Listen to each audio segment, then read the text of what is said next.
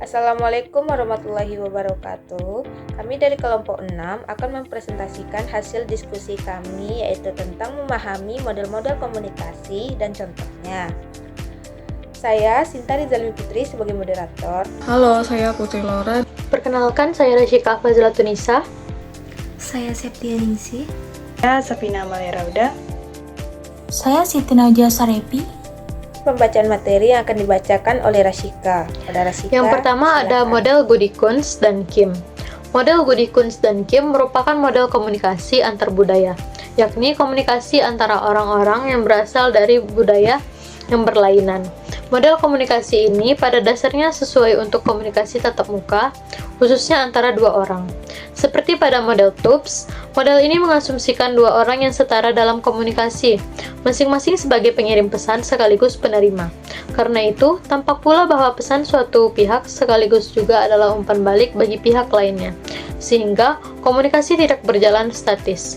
Menurut Goody-Kunz dan Kim, penyandian pesan dan penyandian balik pesan merupakan suatu proses interaktif yang dipengaruhi oleh filter-filter konseptual, yang dikategorikan menjadi faktor-faktor budaya, sosiobudaya, psikobudaya, dan faktor lingkungan.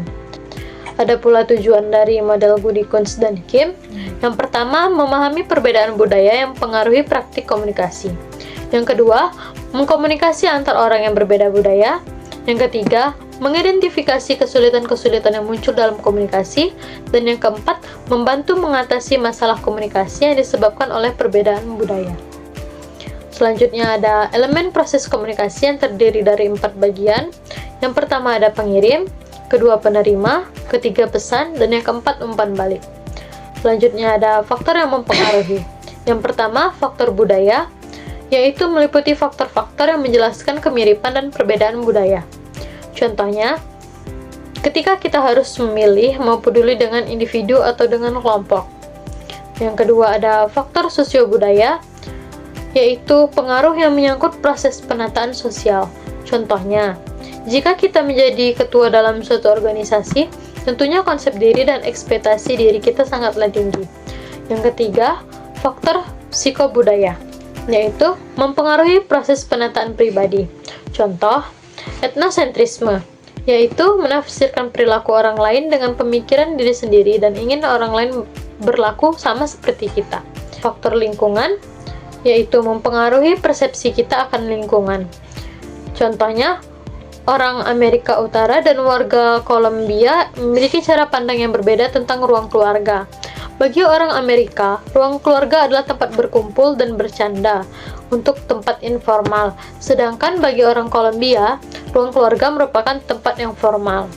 Lalu ada dampak positifnya. Yang pertama, menambah pengetahuan antar budaya, lalu memperbesar toleransi antar budaya, dan yang terakhir memperluas pergaulan. Dan yang terakhir ada dampak negatif, yaitu sering muncul kesalahpahaman dan dapat memicu terjadinya konflik. Selanjutnya ada contoh model Goody-Kunz dan Kim dalam DKP. Wadah yang berhasil menyesuaikan pesan budaya lokal Indonesia, yaitu kosmetik halal dengan selera dan konteks budaya global sesuai dengan prinsip adaptasi komunikasi Goody-Kunz dan Kim. Pada posternya terdapat model perempuan berhijab menggunakan makeup natural dan latar clean pastel. Terdapat teks bilingual Inggris-Arab atau Inggris-Indonesia. Juga terdapat elemen kecil yaitu batik sebagai motif sekunder identitas lokal. Baiklah, selanjutnya saya akan membahas mengenai model interaksional. Model interaksional memperkenalkan konsep komunikasi sebagai proses dua arah yang melibatkan umpan balik antara pengirim dan penerima pesan. Bisa dibilang model ini mengakui bahwa komunikasi bukan hanya sekedar penyampaian pesan, tetapi juga melibatkan respon dari penerima yang mempengaruhi pengirim pesan selanjutnya. Komunikasi interaksional banyak diterapkan dalam berbagai bentuk media. Komunikasi yang tergolong baru atau modern, misalnya seperti internet, aplikasi pesan singkat kayak WhatsApp, Line, Messenger, terus ada media sosial, serta platform komunikasi lainnya. Selanjutnya ada ciri khas model interaksional. Ciri khas dari model interaksional ini ada 3. Yang pertama, yaitu bersifat dua arah, yaitu model interaksional menekankan adanya pertukaran informasi antara pengirim dan penerima pesan.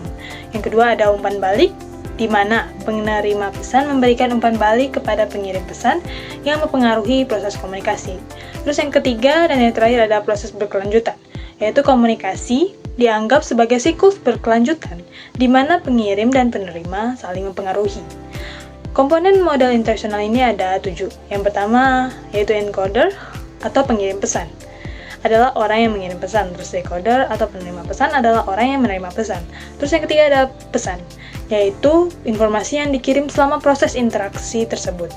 Terus yang keempat ada umpan balik, yaitu di mana decoder atau penerima pesan membentuk pesan kedua setelah menerima pesan pertama.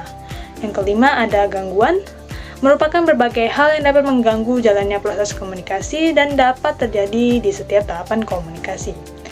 Terus yang keenam ada hambatan, yaitu berbagai hal yang menghambat jalannya proses komunikasi seperti hambatan fisik, hambatan mekanis, hambatan semantik, dan lain sebagainya. Terus yang ketujuh dan yang terakhir ada bidang pengalaman, yaitu pengalaman dan pengetahuan yang sumber miliki dan berdampak pada proses pembentukan dan penafsiran pesan. Contoh dari model interaksional ini misalnya seperti aplikasi pesan instan kayak WhatsApp yang dikirim oleh pengirim pesan, lalu menunggu balasan dari penerima sehingga terjadi interaksi dua arah dengan adanya jeda waktu antara pengirim dan penerima umpan balik. Sedangkan contoh model interaksional dalam DKV yaitu seperti janji jiwa dengan tagline pesan dengan gaya kamu. Kampanye janji jiwa dengan tagline pesan dengan kamu ini menampilkan visual aplikasi dengan stiker lucu, headline pesan kopi plus desain stikermu sendiri, serta warna putih dan coklat khas brand tersebut. Prinsip model interaksional ini terlihat karena brand menyampaikan pesan awal lewat aplikasi, lalu audiens merespon dengan personalisasi stiker sebagai feedbacknya. Interaksi dua arah ini membentuk dialog visual yang memperkuat kedekatan antara brand dan konsumen. Selanjutnya ada model Newcomb atau ABX model. Model Newcomb atau ABX model dikenalkan oleh Theodore M. Newcomb, menjelaskan komunikasi sebagai upaya menjaga keseimbangan sosial. Komunikasi Newcomb adalah cara lazim dan aktif yang memungkinkan orang-orang mengorientasikan diri terhadap lingkungan mereka. Ini adalah suatu model tindakan komunikatif dua orang yang disengaja atau intensional. Contohnya seperti A dan B berteman, X adalah seseorang yang dikenal keduanya. Jika A suka X tapi B tidak, akan muncul komunikasi untuk menyeimbangkan sikap agar hubungan tetap harmonis, yakni A dan B, dua individu yang sering berhubungan, sedangkan X adalah objek, ide, atau orang ketiga yang menjadi topik pembicaraan. Jika ada perbedaan pandangan antara A dan B terhadap X, maka komunikasi akan dilakukan supaya terciptanya keseimbangan sosial. Lalu ada contoh model Newcomb dalam DKV, seperti iklan teh botol sosro dengan tagline apapun makanannya, minumannya tetap teh botol sosro. Iklan ini berfungsi untuk menyampaikan pesan dan membangun kesamaan pandangan antara produsen dan konsumen, yakni bahwa teh botol sosro cocok untuk semua makanan. Dengan begitu, komunikasi visual atau iklan menjaga keselarasan persepsi antara pengiklan dan audiens, atau sesuai prinsip model Newcomb. Selanjutnya saya akan menjelaskan mengenai model Gerbener, dikembangkan oleh George Gerbener yang menekankan pada komunikasi massa. Kelebihannya yaitu modelnya menghubungkan pesan dengan realitas dan konteks atau about yang membuat kita bisa mendekati pertanyaan mengenai persepsi dan makna. Dan model ini memandang proses komunikasi terdiri dari dua dimensi berbeda. Yang pertama yaitu dimensi persepsi atau penerimaan dan dimensi komunikasi atau alat dan kontrol. Lalu ada alur. Yang pertama peristiwa nyata atau event. Yang kedua dipersepsi komunikator atau dipengaruhi nilai, latar, sudut pandang. Yang ketiga disusun jadi pesan atau simbol, bahasa, visual. Yang keempat disalurkan lewat media atau channel. Yang kelima diterima dan ditafsirkan audiens atau hasil bisa berbeda-beda. Contohnya, sebuah aksi demonstrasi terjadi di kota atau kita sebut saja event. Lalu jurnalis sebagai komunikator meliputi peristiwa itu, namun ia tidak bisa menampilkan seluruh detailnya, sehingga ia memilih sudut tertentu, misalnya kayak menonjolin sisi yang damai sama sisi kerusuhannya. lalu yang menuliskan berita dan menyiarkan melalui televisi atau channel. Tentunya masyarakat atau audiens yang menonton berita itu akan menerima pesan, tetapi interpretasinya bisa berbeda-beda setiap audiensnya. Ada yang melihat demonstrasi itu sebagai bentuk perjuangan rakyat dan ada pula menganggapnya sebagai tindakan anarkis, karena berbeda-beda pandangan. Lalu ada contoh model entrepreneur dalam DKV, yakni dari brand Ager Tropical Adventure. Di sampingnya tertulis manajer yang fokus pada storytelling dan experience-nya. Model komunikasi entrepreneur ini menjelaskan bahwa komunikasi merupakan proses penyampaian pesan dari peristiwa nyata yang kemudian dipersepsikan, disimbolkan, dan diteruskan oleh komunikator kepada khalayak. Dalam konteks DKV, contoh ini menggambarkan bagaimana brand Ager mengomunikasikan pesannya melalui cerita storytelling dan pengalamannya atau experience visual, seperti citra petualangan alam dan ketangguhan. Jadi, komunikasi visualnya bukan sekadar menampakkan produk, tetapi membangun makna dan persepsi audiens terhadap nilai petualangan dan eksplorasi yang diwakili merek tersebut. Model komunikasi Berlo. Model komunikasi Berlo diperkenalkan oleh David K. Berlo dalam The Process of Communication pada tahun 1960. Ada beberapa faktor dalam komunikasi Berlo. Yang pertama ada source atau sumber, pengiriman pesan individu, kelompok, organisasi, dan media. Faktor penting, terus communication skills atau keterampilan komunikasi, attitude, pengetahuan, sistem sosial, dan budaya. Yang kedua ada pesan. Isi yang disampaikan yaitu ada ide, informasi, instruksi, perasaan. Selanjutnya ada unsur, yaitu konteks atau isi. Terus elemen ada kata, simbol, gambar. Terus ada struktur pesan. Terus kode, bahasa atau simbol. Treatment, gaya penyampaian. Yang ketiga ada channel atau saluran, media perantara pesan. Berdasarkan 5 indera ada sharing, saying, touching, smelling, tasting. Terus yang modern ada TV, radio, WhatsApp, Instagram, YouTube, dan Zoom. Yang keempat ada penerima. Pihak yang menerima pesan biasanya dipengaruhi oleh beberapa faktor, yaitu ada communication skill, attitude, knowledge, terus social system, karakteristik model Berlo, liner, fokus pada manusia. Yang terakhir ada sederhana dan mudah dipahami. Pihak yang menerima pesan biasanya dipengaruhi oleh beberapa faktor, yaitu ada communication skill, attitude, knowledge, terus social system, karakteristik model Berlo, liner, fokus pada manusia. Yang terakhir ada sederhana dan mudah dipahami. Contoh komunikasi Berlo yaitu penerapan dokter menjelaskan penyakit pada pasien.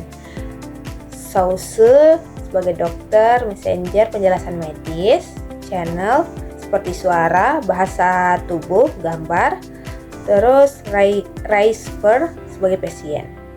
Contoh komunikasi Berlo dalam DKV seperti yang teman-teman lihat di PPT ada gambar Indomie atau brand Indomie. Brand Indomie yang mempunyai tagline Indomie seleraku. Saya akan menjelaskan sedikit mengenai model The Floor. Model yang dikembangkan oleh Melvin L. The Floor pada tahun 1996 yang bertujuan untuk menyempurnakan konsep dari Shannon dan Weaver. Model ini tidak hanya memperhatikan pesan yang disampaikan oleh komunikator ke komunikan, namun juga memperhatikan feedback dan juga noise yang terjadi dalam proses komunikasi. Selanjutnya, komponen yang ada dalam model The Floor. Selanjutnya ada pesan atau message yang merupakan informasi atau pesan yang ingin disampaikan. Komunikasi ini dapat berupa ide, opini, instruksi, dan juga informasi. Yang ketiga ada pemancar atau transmitter yang merupakan alat atau media yang berfungsi untuk mengubah pesan menjadi sinyal. Contohnya seperti suara diubah menjadi gelombang radio. Contoh transmitter ini bisa berupa mikrofon, kamera, televisi, dan juga radio. Yang keempat ada sinyal atau signal yang merupakan pesan yang sudah dikodekan untuk dikirim.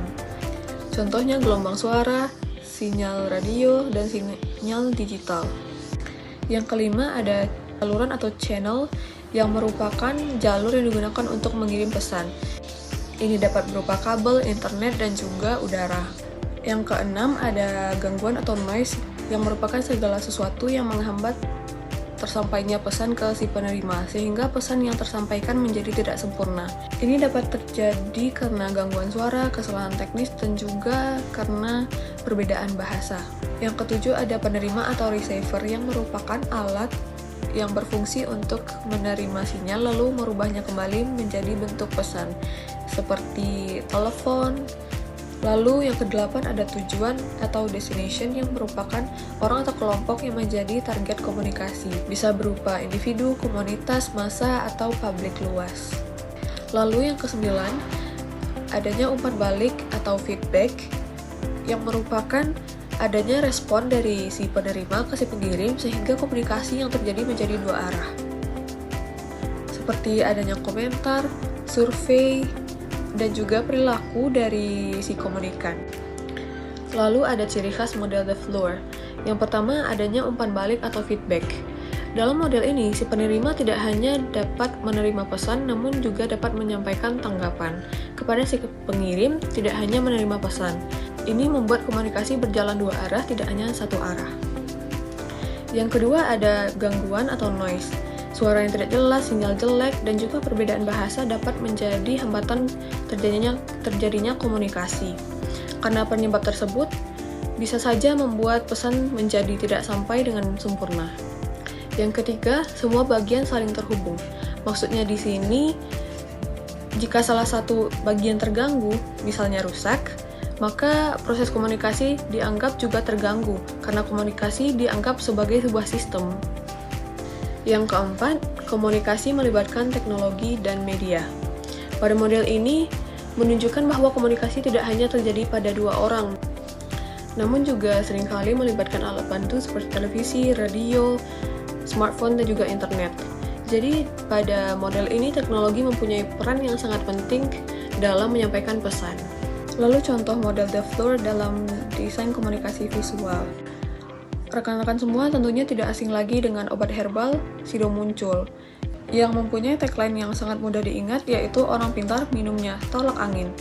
Dan juga tagline ini digunakan secara konsisten selama bertahun-tahun. Dia yang sering digunakan oleh brand ini adalah televisi, radio, billboard, dan juga sponsorship. Saya akan menjelaskan apa itu model TAPS.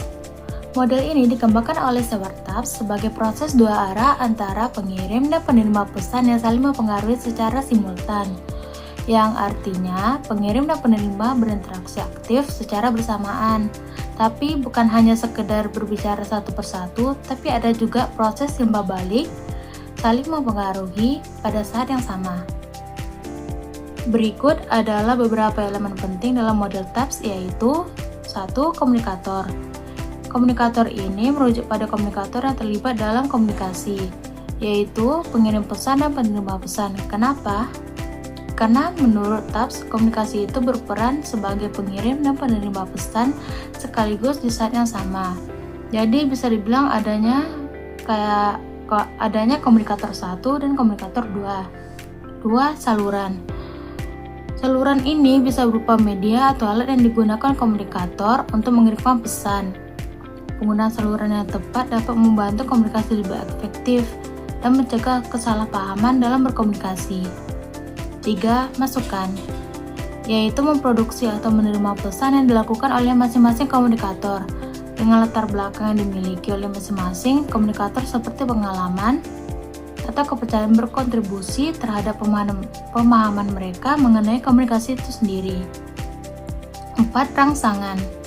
Rangsangan itu adalah segala sesuatu yang dapat menyentuh indera atau kegiatan mental yang berupa verbal dan non-verbal. Verbal itu bisa berasal dari kata-kata, sedangkan yang non-verbal itu bisa dari gerakan tubuh seperti wajah, nada suara, dan juga bisa berupa simbol, warna, dan lain-lain.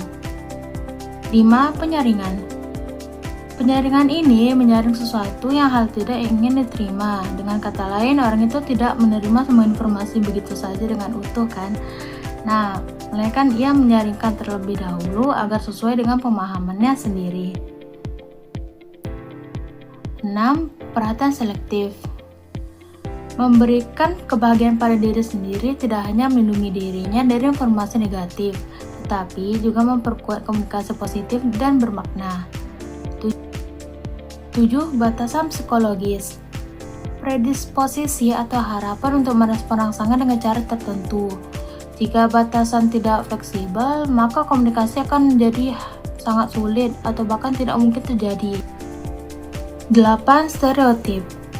TAPS mendefinisikan stereotip sebagai sebuah generalisasi tentang kelas manusia, objek, atau kejadian yang diberikan oleh budaya secara luas. 9. Gangguan.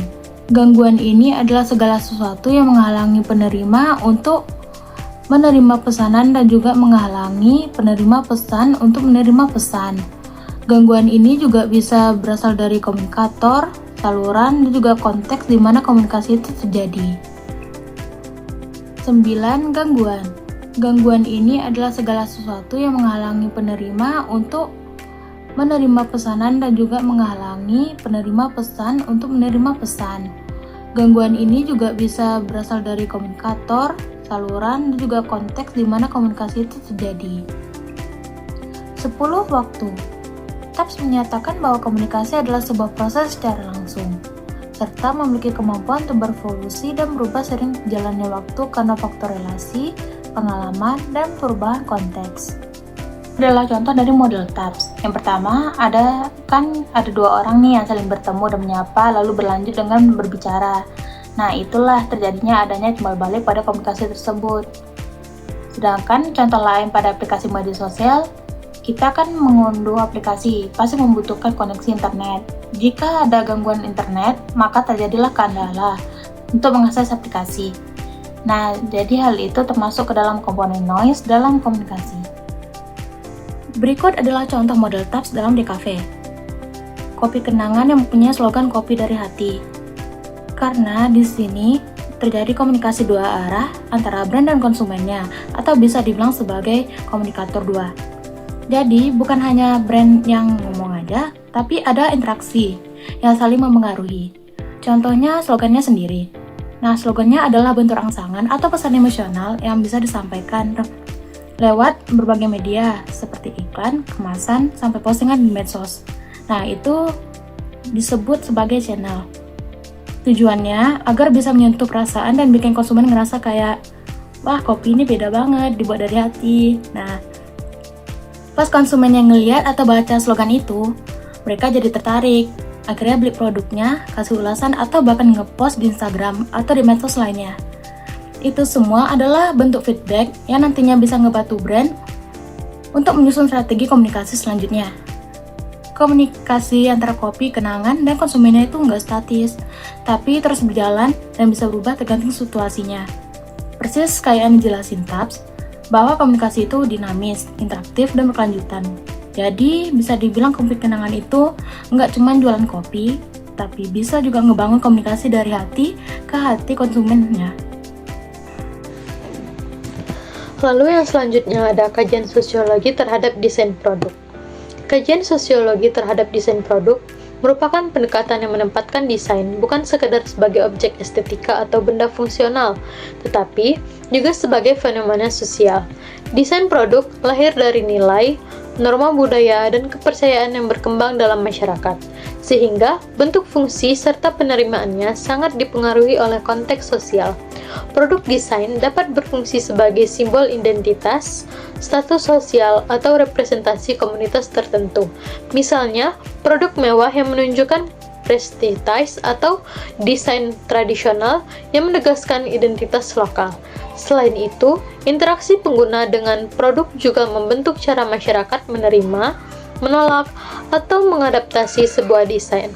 Dalam perkembangannya, desain berperan sebagai agen perubahan sosial yang berkaitan dengan isu keberlanjutan, aksesibilitas, dan inklusivitas, serta seringkali merefleksikan dinamika kekuasaan dan politik dalam proses produksinya.